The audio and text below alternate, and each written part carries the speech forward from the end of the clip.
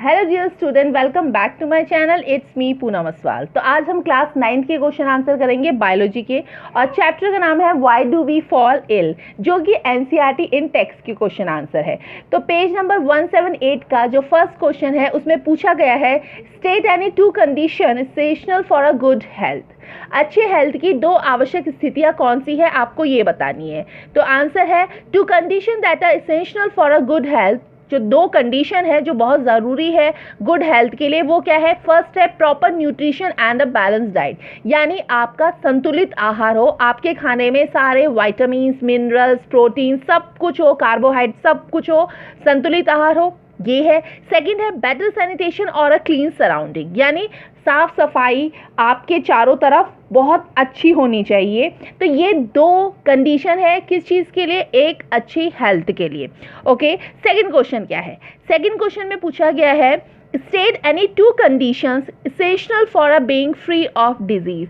मतलब आप डिजीज से फ्री रहे उसके लिए दो कंडीशन क्या होनी चाहिए, आपको ये बताना है। उसका आंसर है फर्स्ट है एंड डोमेस्टिक हाइजीन, यानी पर्सनल और घरेलू स्वच्छता होनी चाहिए। सेकंड क्या है? क्लीन एनवायरनमेंट एंड सराउंडिंग, यानी आसपास क्या हो? आसपास साफ सफाई हो। अगर आसपास साफ सफाई हो तो हम लोगों को क्या नहीं होगा? हम लोगों को कोई भी बीमारी नहीं पकड़ेगी, और अगर बहुत ज़्यादा गंदगी हो तो बीमारी आ जाएगी। तो इसीलिए हमें डिजीज से हम फ्री रहे तो उसके लिए क्या होना चाहिए? पर्सनल और घरेलू स्वच्छता हो। सेकंड, आसपास क्या हो? सफाई हो। अब है पेज नंबर 180 का first question. List any three reasons why you would think that you are sick and out to see a doctor. If only one of these symptoms were present, would you still go to the doctor? Why or why not? मतलब आपको ऐसे 3 कारण लिखने हैं जिसमें आप ये सोचते हो कि आप बीमार हैं तथा डॉक्टर के पास जाना चाहते हैं। यदि इनमें से एक भी लक्षण आपको दिखाई दे, किसका? डिजीज का, बीमारी का, तो क्या आप फिर भी डॉक्टर के पास जाना चाहोगे? अगर जाना चाहोगे तो क्यों, और नहीं जाना चाहोगे तो क्यों नहीं? तो आंसर है the 3 reason why one would think that he is a sick are. मतलब जो 3 कारण हैं, वो 3 कारण क्या? अगर 3 बीमारियां हैं, जैसे हेडेक हो गया, सिर दर्द हो गया, कोल्ड एंड कफ हो गया यानी ठंड लगना या खांसी होना हो गया, या थर्ड लूज मोशन हो गया, जो लगातार लूज मोशन हो रहे हैं, ये अगर तीनों बीमारी है तो दिस इंडिकेट, यानी ये इंडिकेट करेगा, this indicate that there may be a disease but does not indicate what the disease is. So one would still visit doctor for the treatment and to know the cause of above symptoms. Even in case of a single symptoms, one need to go to the doctor to get a proper treatment. मतलब ऐसे अनेक कारण हो सकते हैं, ऐसे बहुत सारे लक्षण हो सकते हैं जब है हमें डॉक्टर के पास जाना चाहिए।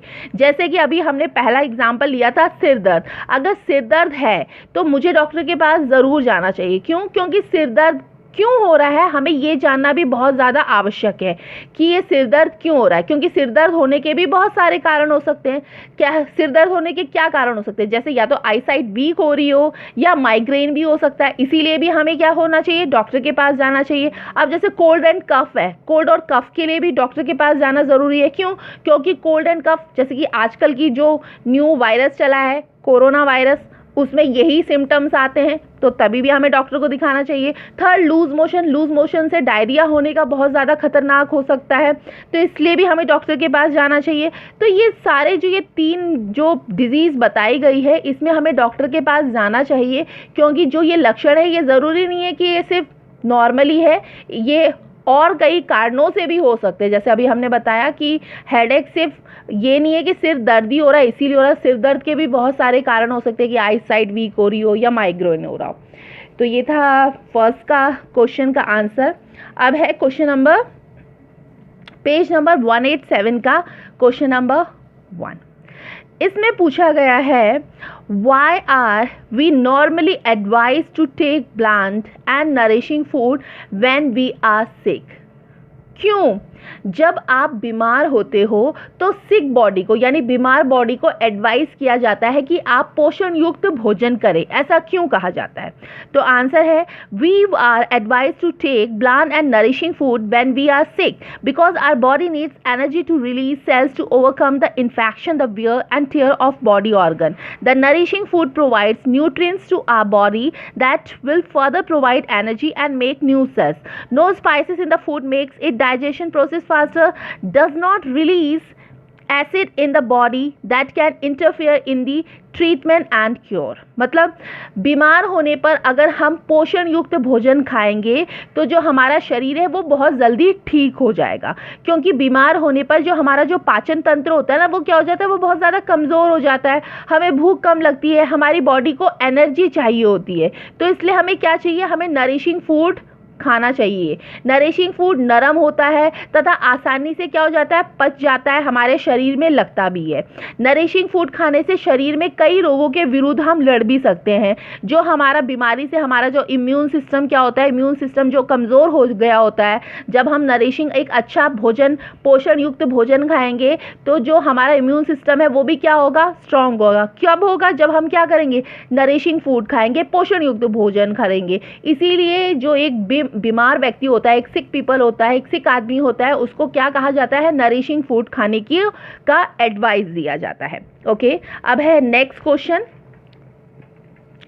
नेक्स्ट क्वेश्चन में पूछा गया है, what are the different means by which infectious disease are spread.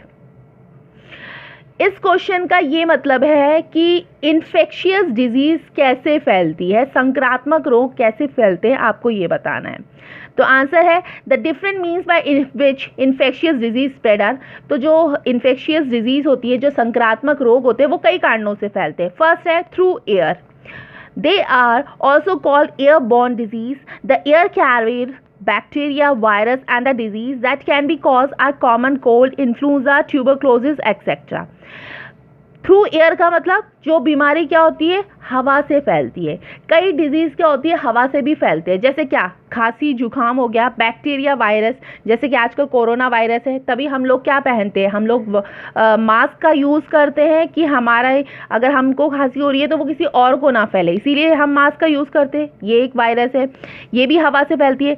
इन सब बीमारी को स्वस्थ व्यक्ति तक फैला देते हैं। मतलब एक स्वस्थ व्यक्ति है और एक बीमार व्यक्ति है, वो बीमार व्यक्ति भी किसको फैला देता है, ये स्वस्थ व्यक्ति को फैला देता है। तो ये होता है, यानी थ्रू एयर से भी हम क्या कर सकते हैं, इन्फेक्शियस डिजीज़ फैला सकते हैं। सेकंड है थ्रू फूड एंड वाटर, यानी अगर हम दूषित भोजन करें या दूषित पानी पिए, उससे भी ही इन्फेक्शियस डिजीज होती है।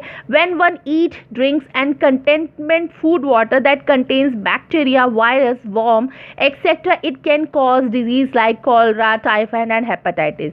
अगर हम दूषित पानी पीते हैं या दूषित खाना खाते हैं तो उससे भी कौन कौन सी बीमारी हो जाती है, उससे भी कौन सी बीमारी हो जाती है, कॉलरा हो जाती है, टाइफाइड हो जाती है, यानी हैजा हो जाती है, हेपेटाइटिस हो जाती है, ये सारी की सारी बीमारी हो जाती है। किससे, दूषित भोजन और पानी से। थर्ड क्या है, बाय बॉडी फ्लूइड्स, यानी बाय बॉडी, शरीर से भी फैलता है, जैसे fluids like blood, semen, mother milk, when infected can also cause disease etcetera, जैसे एड्स। बॉडी से कैसे फैलता है, जैसे मदर है, मदर जब फीड कराती है तो तब अगर मदर को कोई बीमारी हो, कोई डिजीज़ हो, तो वो किस पे होती है, उस बच्चे पे भी फैलती है। सीमन भी होता है, एक शरीर से दूसरे शरीर पर जाता है तो तभी भी डिजीज़ होती है। और जब ये सारी की क्या है, ये सारी की सारी इन्फेक्शियस डिजीज़ है।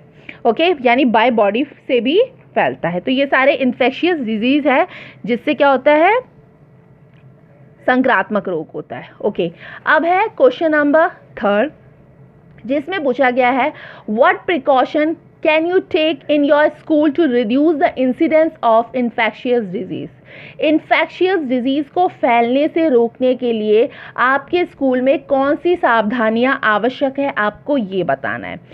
आंसर है the precaution that one can take in school to reduce the incidence of infectious disease. हमें ये क्या क्या प्रिकॉशन लेने चाहिए, क्या क्या सावधानी लेनी चाहिए कि स्कूल में किसी को क्या ना हो, कोई संक्रामक रोग ना हो। जैसे first, by using handkerchief while coughing and sneeze. अगर कोई भी स्कूल में खांसता है या छींकता है तो उसको क्या यूज़ करना चाहिए, अपना हैंकरचीफ यूज़ करना चाहिए।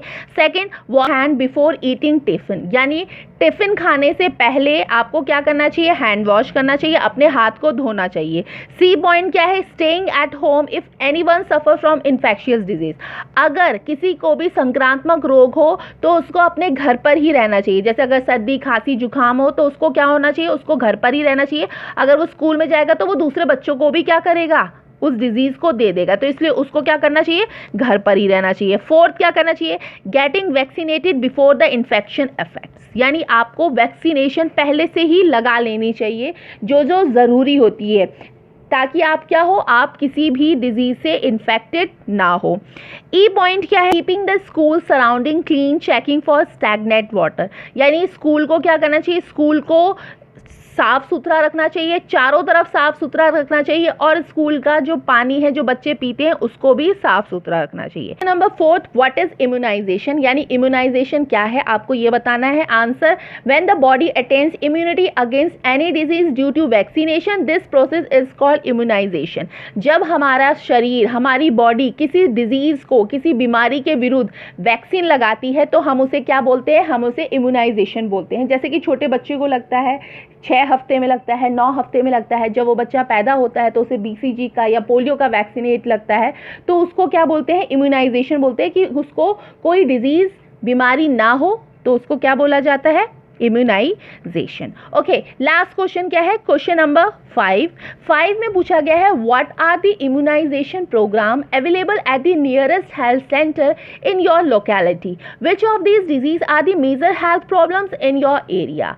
आपके यहाँ यानी नियरेस्ट, आपके आसपास हेल्थ सेंटर में वैक्सीनेशन के लिए कौन कौन से प्रोग्राम है, आपके एरिया में कौन सी हेल्थ से रिलेटेड प्रॉब्लम है, वो आपको बतानी है। तो आंसर है, the immunisation programme available at the nearest health care centre are, जो नियरेस्ट हेल्थ सेंटर है, जो प्रोग्राम है वो क्या है, फर्स्ट है child immunisation programme start from 0 to 12 year, जो बच्चों को जो वैक्सीनेट लगाया जाता है 0 से 12 साल तक का वो प्रोग्राम है। अभी मैंने पहले बताया था इम्यूनाइजेशन में कि क्या होता है, बच्चों के लिए इम्यूनाइजेशन कार्ड बनते हैं, उसमें 0 से जो 0 मंथ का बेबी होता है उसको जैसे पोलियो का और BCG का इंजेक्शन लगता है, फिर 6 मंथ में लगता है, फिर 9th मंथ में लगता है, 12 वीक में लगता है, तो ऐसे ही इम्यूनाइजेशन होता है। तो इम्यूनाइजेशन का प्रोग्राम है जिसमें 0 to 12 ईयर तक के बच्चों को वैक्सीनेट किया जाता है। सेकेंड, पोलियो इरेडिक्शन प्रोग्राम, जिसमें क्या किया जाता है, जिसमें पोलियो की ड्रॉप्स पिलाई जाती है बच्चों को। थर्ड, HINI स्क्रीनिंग प्रोग्राम, यानी HINI की जांच भी की जाती है। ये सारे के सारे प्रोग्राम होते हैं हमारे नियरेस्ट हेल्थ सेंटर में। ओके, अब है इसमें ये पूछा जाता है कि वैक्सीनेशन ये कौन कौन सी लगाई जाती है। जैसे फर्स्ट है, एज के हिसाब से लगाई जाती है। इन्फेंट मतलब जब बच्चा जन्म लेता है तो उसको क्या इम्यूनाइजेशन, कौन सा वैक्सीन लगाया जाता है, पोलियो एंड BCG लगाया जाता है। 6 वीक से 9 वीक के बच्चे को, यानी 6ठे हफ्ते के बच्चे को और 9वें हफ्ते के बच्चे को क्या वैक्सीनेट होती है, DPT या टिटनेस लगाई जाती है। थर्ड है 9 to 12 मंथ को, यानी 9 से 12 महीने के बच्चे को कौन सी वैक्सीनेशन लगाई जाती है, कौन सा टीकाकरण होता है, जैसे बूस्टर डोज होता है, चिकन पॉक्स होता है, हेपेटाइटिस होता है, ये सारे के सारे उनको लगाए जाते हैं। किसको, 9 से लेके 12 मंथ के बेबी को, बच्चे को। तो ये सारे के सारे क्या है, हेल्थ की वैक्सीनेशन है। और ये हेल्थ के प्रोग्राम थे, कौन कौन से प्रोग्राम थे, जो कि थे 0 to 12 ईयर के बच्चों को वैक्सीनेट करना, पोलियो पिलाना और HINI की स्क्रीनिंग करना। तो ये थे क्वेश्चन आंसर, जो कि सेकंड वीडियो है किसकी, बायोलॉजी की, why do we fall ill के। तो आई होप आपको ये क्वेश्चन आंसर समझ में आएंगे। तो प्लीज़ अगर समझ में आए तो उसे लाइक कर दीजिए और शेयर कर दीजिए, और अगर चैनल पे आप न्यू हो तो चैनल को सब्सक्राइब भी कर दीजिए। Thank you.